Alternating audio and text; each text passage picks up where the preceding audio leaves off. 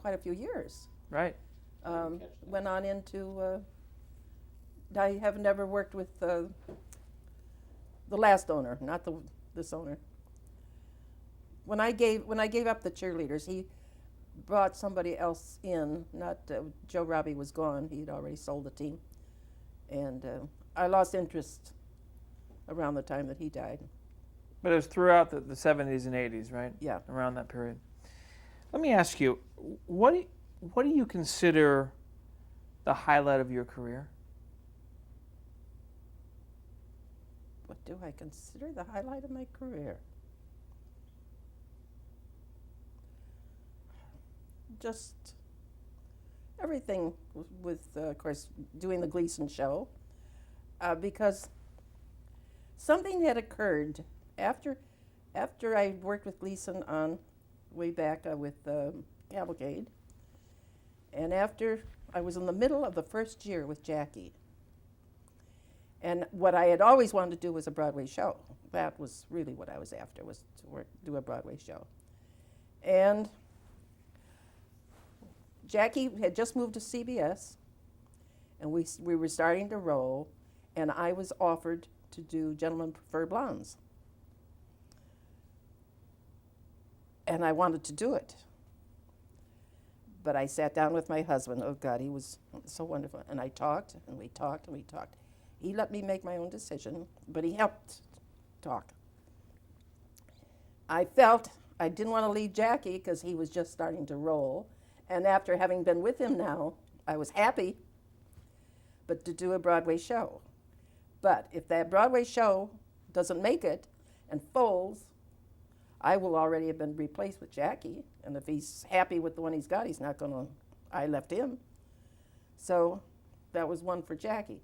If I stay with Jackie and Gentlemen Prefer Blondes does become a hit, then I'll be sorry. But I decided to stay with Jackie. I was happier. I was happy with him. I really had no complaints. And my name was getting better. I was well known. So I stuck with Jackie. So I did the right thing. What do you think is Jackie Gleason's legacy? Oh, Jesus. Wait, what did he say? What was his saying? What was his expression? Which one? Yeah, Muhammad Ali says it too. I'm the greatest. I'd say working with Jackie for those years. I can't think of anything. I was happy, been happy. That's my legacy. What do you think Jackie Gleason's legacy is? What his legacy is? Uh-huh. He was the greatest. That's it. I can't go any further than that. How has television influenced dance styles, do you think? Well, right now, that's not a good subject for me to even discuss because I am very, very disgusted with what is going on with dancers. You don't see dancers on the air, ever. Because, unfortunately, the dancers are happy to have a union. They needed a union because there was a time they did the Ed Sullivan Show for me for $25 a piece. Of course, it cost me more than $25 to do the show, but they did get paid. But TV, it's true, dancers were not getting what they should get, but they finally did settle on the scale. Finally got 125 a week, but I'm going back now to the 50s, 60s. And then it did, Jackie gave the girls more, particularly when he came down here, he almost like doubled their salary, which the union then brought up TV dancers, because Mary Tyler Moore, a lot of choreographers on the coast that I knew, the dancers were not getting what they should get. But then they did get to a point and they stopped, which was fine. However, all these TV shows, in other words, the girls, 16 girls that did the Jackie Gleason show, that's why you never see dancers on the reruns. They got in the Broadway shows. The Broadway shows have done the same thing too. You don't see any dancing now because what's his name with Sullivan? What's he was Ed Sullivan's son-in-law, Salt, Andrew Salt. Andrew Salt, right? After I went off the air with Jackie, I did 3 Ed Sullivan shows with the June Taylor Dancers. Ed wanted me to have the girls on his show for 3 weeks. Well, they do the 3 weeks, but now Ed Sullivan died. Salt called me, when he decided to put Ed Sullivan shows together. He called me, he said, June, you know, I would love to use the June Taylor Dancers and put them on the air, but he said, are you aware what the scale is now for dancers on TV, on reruns? And I said, I haven't the vaguest idea. I've never had to inquire. Why? He said, well, let me tell you. They have voted this all in. I can get Sammy Davis Jr. to go out and do a 15-20-minute act for $850. But if he has 4 dancers behind him, each of those dancers get $850 because that's what the scale is now for reruns for dancers. I've got 16 girls. Each girl has to get $850 a piece. Now, nobody's going to spend that kind of money on any show, that kind of money. Now, you may see, just like I did the Rosie O'Donnell show, and I sent them some tapes, and you can use up to 7 seconds. It has to be under 8.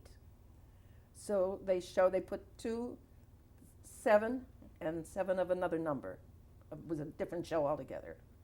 They put the 2 of them together, and they show just a touch of the June Taylor Dancers. You see no dancing now on TV, which is ridiculous. But the dancers voted that into the union themselves, which is so stupid because, first of all, they did get paid for the originals. So anything that they can get afterwards is, meat and potatoes on the table. $200 a piece would be fine. That's not bad. But we'd have a lot of dancers on TV now, but we don't have any dancing. So anytime you see any dancers, I don't know what they're doing now about of course, most of these singing acts that are doing more and more dancing as they sing. I guess it's their act, though. So they make it. Do you think in general that the variety show format would come back? I think so, yes. Because I think people would like to see dancing, but you don't see any dancing anymore. I mean, ballet, even ballet, if it's on, you have to pay a lot of money. They work out something now with some of these, like with Channel 2 down here. I don't know what it is in California. Who will put a ballet on, but someone is putting up some money as a donation, or they get around it, but that's for a station that's donations run the station. Channel 2 here. I don't know what it is. It might be CBS, maybe, or I don't know. Yeah. Did you have a mentor? Mm-mm. Well, Muriel Abbott had been in my early life, but my husband. I did what I wanted to do when I wanted to do it. You certainly did. Yeah. Oh, I'm a very lucky girl because it's only really struck me about, I guess 10 years ago. I was in New York. My sister and I always go to New York together to see shows. We try to keep up with the shows. And I was we always stay at the Marquis in New York because it's walking distance to Broadway shows. To get a cab, if you're in a hotel over on we've been on Central Park and wait in the rain trying to get a cab to get to the show and be late. So we stay at the Market because you cross through the Edison Hotel, we get around. Or you can get a cab there too with something over your head. Wait, I lost my train of thought. What was your question? Well, you were saying I'm lucky. Oh, it was while there they had redone the suite that we were in, and with a beautiful marble floor in the bathroom. I slipped and fell in the bathroom and I broke my coccyx bone, which laid me up. My sister, they had to go. They had taken me to the hospital. My sister had to fly me home, and so on and so forth. Which is the worst thing that could have happened to me because I had had a hip replacement a couple years ago because I fell and injured because I was still dancing at 78 or 79. And no, earlier than that, which told me, take it easy, slow down a little bit. Now, after being laid up, now the lungs have come back into, I don't have TB or anything, but the pneumothorax that I think I told you about that collapsed my lungs to make me well, I had discontinued pneumothorax in about 1948. I had taken it for quite a few years. So my lungs grew in very small. When I had to quit the pneumothorax to keep them collapsed, they have never returned to their size in any way. And I'm living with small lungs. But each year now, as I've gotten older, I've been doing a lot of talking now, and I'm out of breath. That's what I've been living with these past quite a few years. Up to the point now that I'd love to go to New York, but I don't dare go. I don't know what the weather will be like. At least I know what the weather is here. It can be humid out, but I'm in here in this air conditioning, and it's cold. I notice you've got your jacket on or whatever, and I'm sorry. But I wouldn't have been able to do the interview if I don't keep it this way. That's what I have to live in. But in regards to luck, do you feel that you've been lucky? Hell yes! When they told me I had three months to die, I would be dead. Both lungs, tuberculosis. They're still have not found a real cure for TB. They really haven't. But without that, do you think that you would ever have found yourself as successful of a choreographer? Oh, I never thought that I'd be as successful as I turned out, but I don't know. When you have to do it, you do it. I have enjoyed a lot of it. There's a lot that I haven't enjoyed too, but no, at least I consider myself very lucky. I've had a marvelous marriage. 45 years we were married. Very happy marriage. So I'm lucky with that too. So I never wanted any kids, and he never wanted any. He was afraid to tell me before we got married that he would rather not have any kids. And of course, I didn't ever want to tell him that I expected to have kids. We hit that off very well. Any other questions? No, I was just going to say thank you for spending the afternoon with us. It's been a pleasure. Well, thank you. Thank you. You've got a lot of work ahead of you, though. You're not going to leave me like this. No. If you do, I'm going to follow you downstairs with a gun. I don't have one. We will clean up. We will clean up. Promise. This is June Taylor doing a cartwheel aerial at the Dorchester House in London in 1938.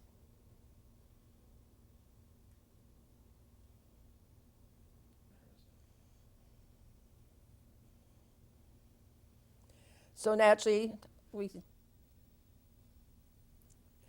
this is the very first meeting with Jackie Gleason in 1950 in his penthouse that he rented of the Park Sheraton Hotel in New York. Everyone there was part of the group, the scenic designer, the boom man, the director. Art Carney is on there, Jackie's secretary. As you see, Audrey Meadows, producer, Jackie's manager, Bullets, the bald-headed young man. They were all a part of the show, and that was our first big meeting of what Jackie had in mind of how the show was going to go.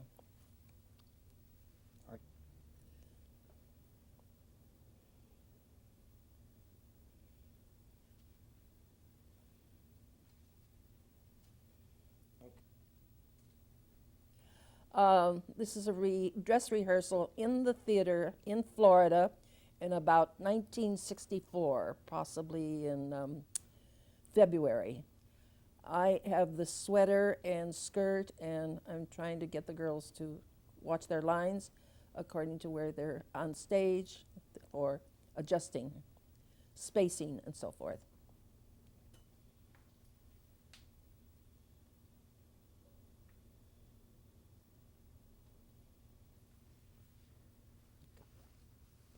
Okay. Jackie Gleason, Jack Philbin, who was a part producer with Jackie Gleason on the show, and myself with a cigarette in her hand, in the theater in New York City, approximately 1963, I would say. Okay, we have 1954 in New York. Sorry. I'll say it again. Wait, what'd you say the date was? 54. I was right. This is in the theater in New York City, 1954, with the overhead camera, which I was just starting to use.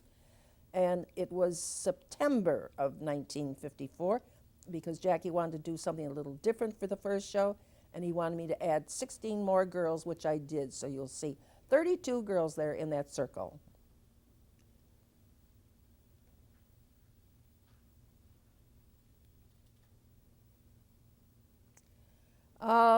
This is a picture of me.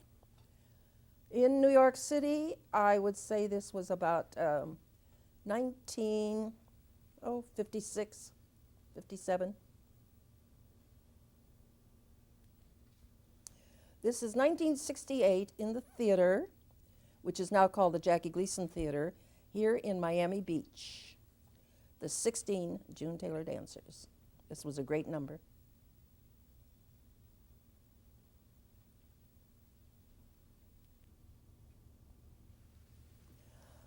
This is a studio on 39th Street when I was doing the Ed Sullivan Show. This was the year 1948, I believe, Sullivan started. And I would say this is about the third show that I did.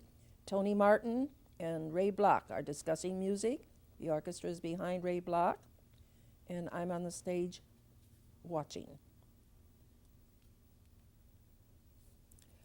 And this is the happiest married couple in the whole world when he was still with me. My darling Jewish husband, Saul Lerner, and his real Gentile wife, June Taylor. But we had 45 years of a beautiful marriage. This is a abstract drawing that I don't know who did, but it was given to Jackie. Jackie gave it to me, but it really says what it looks. Life with Gleason, and that was it. Boy, 1952. This was a CBS theater where you now see Letterman from. Was the original theater that Jackie played.